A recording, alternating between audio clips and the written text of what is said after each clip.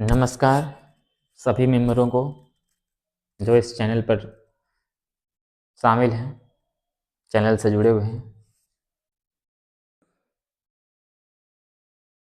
आज मैं आपके सामने एक दूसरी कथा लेकर आया हूँ। बलिया बलिया जिले के कुछ कहानी इस रूप से है कि बलिया का नाम बलिया कैसे पड़ा, इसके पहले इसका नाम क्या था, इसके मार्गदर्शन के अनुसार इसका नाम बलिया पड़ा। तो ध्यानपूर्वक इसको सुनिएगा।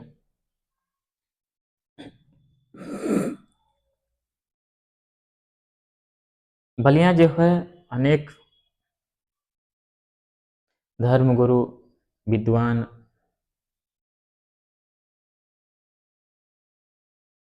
योद्धाओं की जन्मस्थली है।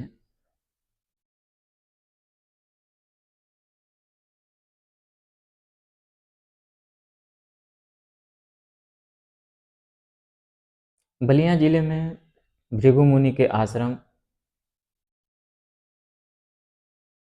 होने के कारण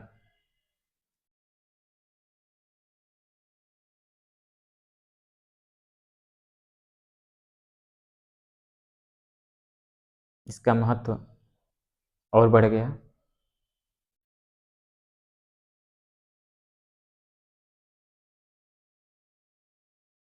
अनेक विद्वानों ने इस बलिया को अपनी भाषा में अनेक तरह से व्याख्यान किया है।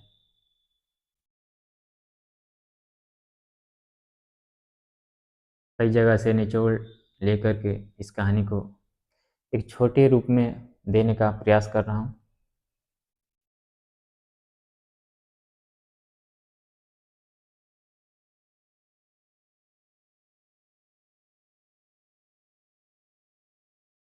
भृगु मुनि के समय में भृगु मुनि के पुत्र शुक्राचार्य, जो दानवों के गुरु थे, शुक्राचार्य ने अपने शिष्य बलि के यज्ञ को बलिया में ही संपन्न कराया था।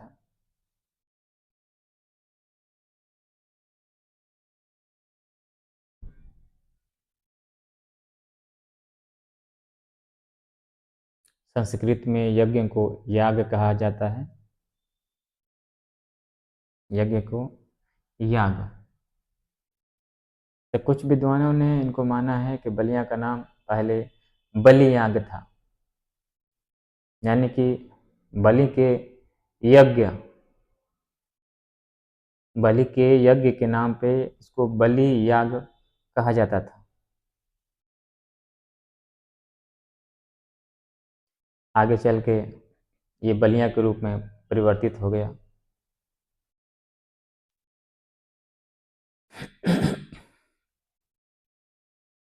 ऐसा माना जाता है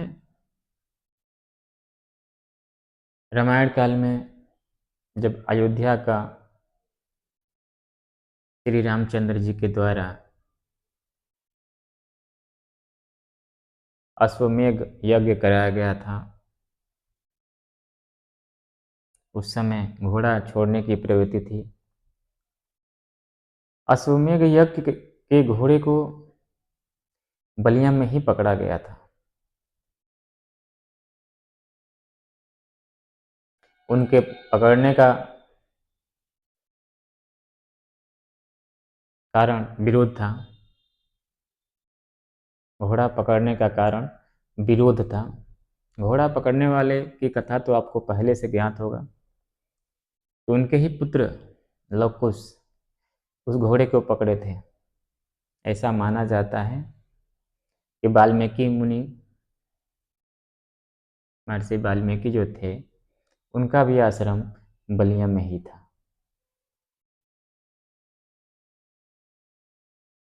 महर्षि वाल्मीकि का आश्रम बलिया में ही था,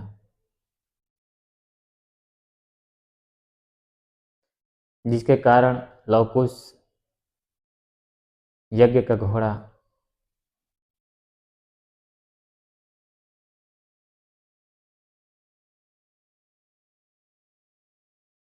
अश्वमेध यज्ञ का घोड़ा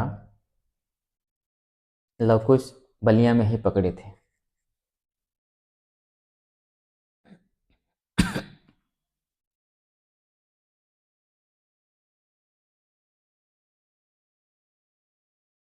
बलिया जो है विद्वानों का ढेर है, धर्मस्थली है।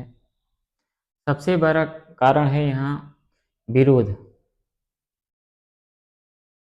बलिया में सबसे पहले विरोध उत्पन्न हुआ था किसी भी चीज़ का। शास्त्र से देखिए, इतिहास से देखिए, और आज भी देखिए कि किसी का विरोध करने में बलिया सबसे आगे है।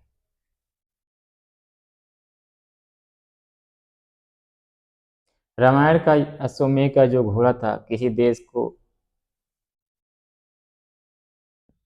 या किसी देश के राजाओं में इतनी हिम्मत नहीं थी कि यस यज्ञ का घोड़ा पकड़ ले। लेकिन बलिया में निवास कर रहे, बलिया में जन्म लिए हुए लवकुश, लवकुश की जन्म स्थल भी बलिया ही है। उन्होंने सबसे पहले विरोध करना शुरू किया। देखा जाए तो उससे पहले भी विरोध हुआ है।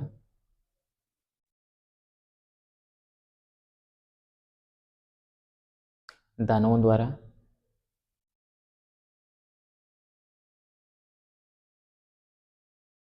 उसके बाद आगे चल के हम देखते हैं कि महाभारत के महागुरु वेद व्यास का जन्म स्थान बलिया ही माना गया है। जो प्रकांड विद्वान है, महाभारत की पूरी कथा वेद व्यास पे ही आधारित है।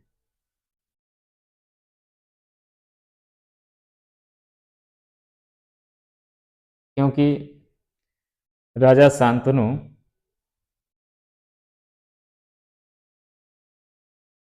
के पुत्र थे वेद व्यास।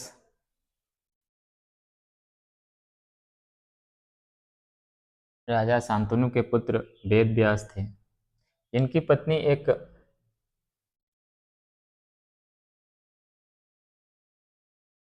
मल्लाह थी, जिसके बारे में आप लोगों को पता पहले से भी है।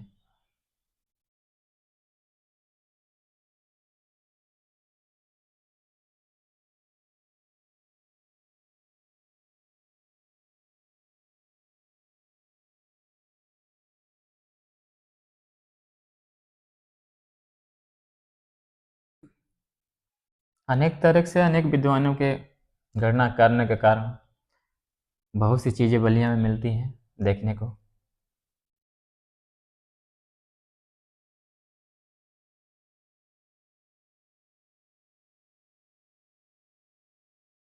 इतिहास की माने तो सबसे पहले माना जाता है पूरे देश में कि बलिया की आज़ादी हुई थी। इस तरह से देखा जाए तो विद्रोह और स्वतंत्रता पाने की चाह सबसे पहले बलिया में ही थी।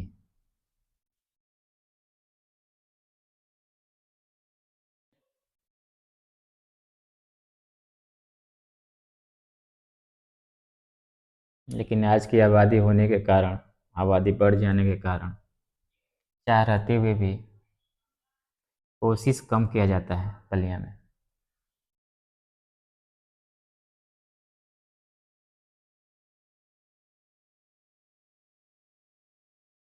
ऐसा सुनने को मिला है, लेकिन वास्तविकता नहीं है।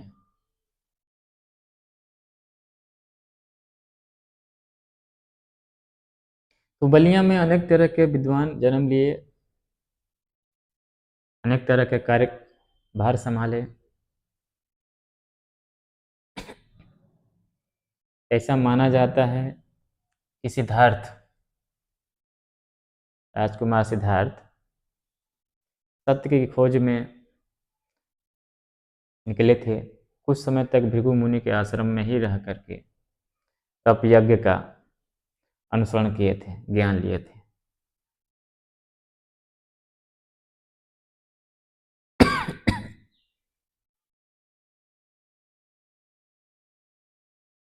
तो बलिया के बारे में अनेक कथाएं हैं, अनेक चीज़ें बोली गई हैं, लेकिन वास्तविकता यही है कि बलिया जो है विरोध करने में आगे है किसी भी चीज़ का।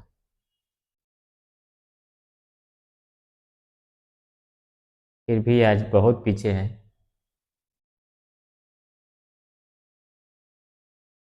इतिहास के अनुसार।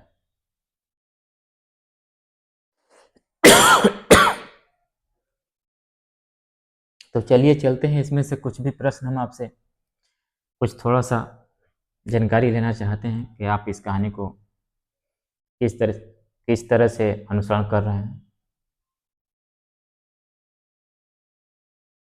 इस कथा के अनुसार, इस कहानी के अनुसार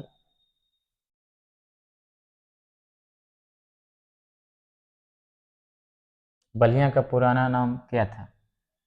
बलिया का पुराना नाम क्या था?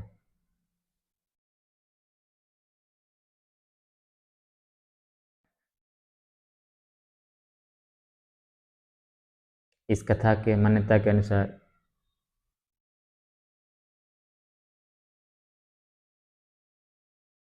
किस तरह से बलिया का नामकरण किया गया?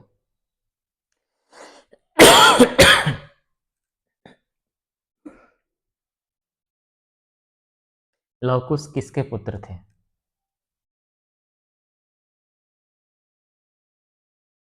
लवकुश का जन्म कहाँ हुआ था? महर्षि वेद व्यास के पिता का नाम बताइए।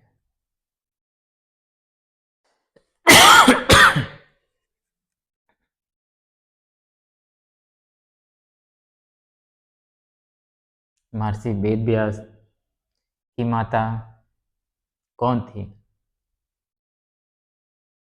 इतने प्रश्नों के साथ हम दूसरी कहानी की तरफ आगे बढ़ेंगे। इस प्रश्न का उत्तर भी आप हमें प्रदान करेंगे। तब तक के लिए धन्यवाद।